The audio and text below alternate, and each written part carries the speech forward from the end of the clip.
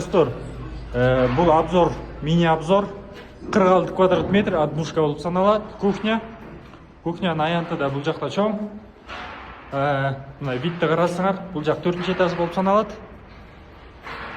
Уже монолит иштер бүткөн, жартылай кладкалар бүткөн. 2027 4-ші квартал бүтөт ушул жақтан.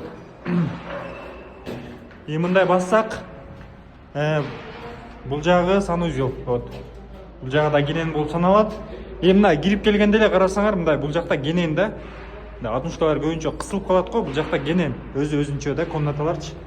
Бұл жақта жатқан бөлмө да. Жатқан бөлмөдө эле карасаңар, мындай генен каралганда 46 квадрат метр. Мына мен боюм 1.80, мына жетпейм да потолокторгочу.